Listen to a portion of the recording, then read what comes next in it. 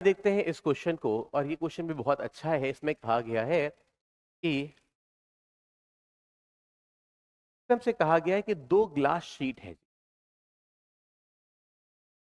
इस तरह की, और इन ग्लास शीट के बीच में दो ग्लास प्लेट्स हैं। इनके बीच में एक छोटी सी पानी की ड्रॉप डाल दी गई है, लेकिन पानी की ड्रॉप को ग्लास की शीट में डाल देंगे तो एक वो दबाव के कारण एक बहुत बड़ी सी एक डिस्क के फॉर्म में कन्वर्ट हो जाती है। और जो डिस्क के फॉर्म में कन्वर्ट होने के बाद अगर आप उसको किनारों से देखेंगे तो because of adhesive and cohesive forces उसका जो लेफ्ट और राइट का शेप है वो कुछ ऐसा बन जाता है।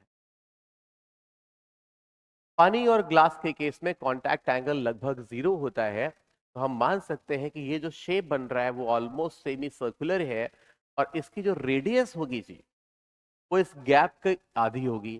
तो गैप कितना दिया हुआ है, तो डिस्टेंस बिटवीन देम हम डी मान लेते हैं, ये डी मान लेते हैं। तो रेडियस जो है ये वाली रेडियस ये आर बराबर बाई 2 होगी।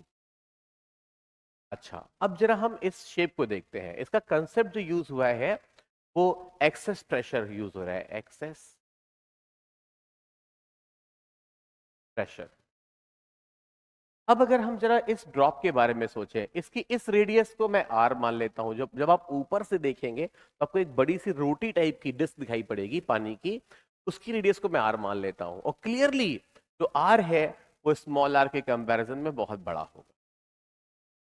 अब देखिए, अगर यहां के प्रेशर को मैं पी नॉट मानूं, जब आप अंदर जाएंगे, देखिए स्मॉल आर रेडियस के बारे में देखिए, तो स्मॉल आर रेडियस के रिस्पेक्ट में हम कॉन्वेक्स साइड में जा रहे हैं, कॉन्वेक्स साइड में, और कॉन्वेक्स साइड में प्रेशर घट जाता है। तो अगर बाहर का प्रेशर पी नॉट है, अंदर जाने पर माइनस टी बाय आर, लेकिन आर की वैल्यू डी बाई 2 है, इतना प्रेशर घटेगा बिकॉज ऑफ दिस कर्वेचर।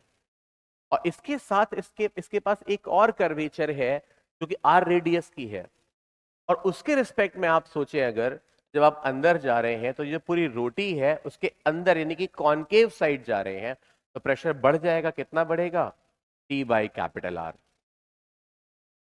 लेकिन क्योंकि आर की वैल्यू बहुत ज्यादा है एज कंपेयर टू डी, तो हम इस टर्म को नेग्लेक्ट कर सकते।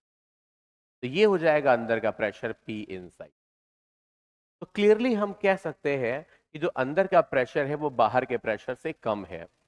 और कितना प्रेशर में डिफरेंस है, डेल्टा पी, तो डेल्टा पी है 2T बाई डी, ये डिफरेंस है। इसी वजह से अंदर से जो लिक्विड है वो कम फोर्स लगाएगा, और बाहर से जो एटमॉस्फेयर है वो बड़ा फोर्स लगाएगा। तो जो फोर्स में डिफरेंस आएगा, वो जो डिफरेंस ऑफ फोर्स है वही इनके बीच में अट्रैक्शन का कारण है। भाई लिक्विड तो कम फोर्स लगा रहा है और बाहर से जो फोर्स लग रहा है वो ज्यादा है। ऐसे ही यहां भी लिक्विड कम फोर्स लगा रहे हैं और बाहर से जो फोर्स लग रहा है वो ज्यादा है।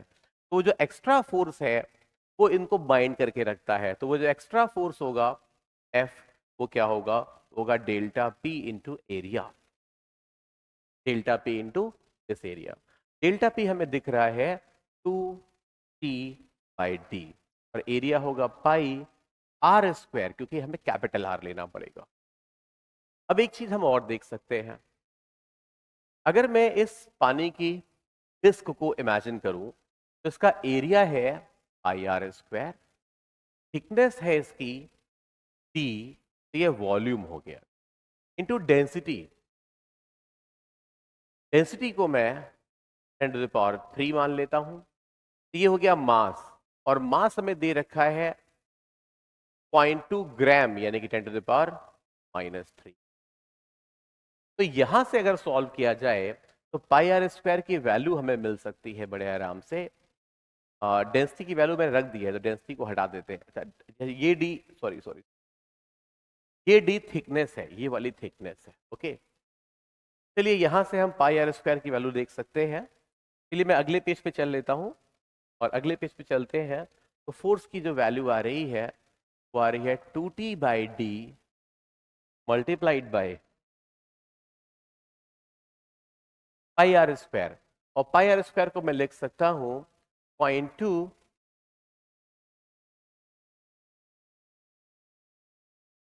Into 10 to the power -3 divided by d into 10 to the power 3। अब चलिए बाकी वैल्यूज को भी डाल दिया जाए। तो टेंशन, सरफेस टेंशन हमें दिया हुआ है यहाँ पे 0.07, 2 टाइम्स 0.07।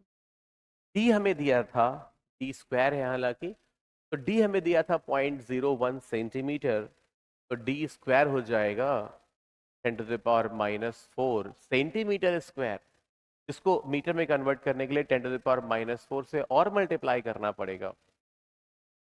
यहाँ पे 10 टू द पावर -3 है और यहाँ पे 10 टू द पावर 3 है। चलिए अब सॉल्व किया जाए इसको। तो यहाँ से देखिए ये 10 की पावर ये बन जाएगा बच्चों 2 इंटू 0.07 इंटू आई होप 100, और फिर इसको सॉल्व किया जाए ये बन जाता है 28 tons. That was the question.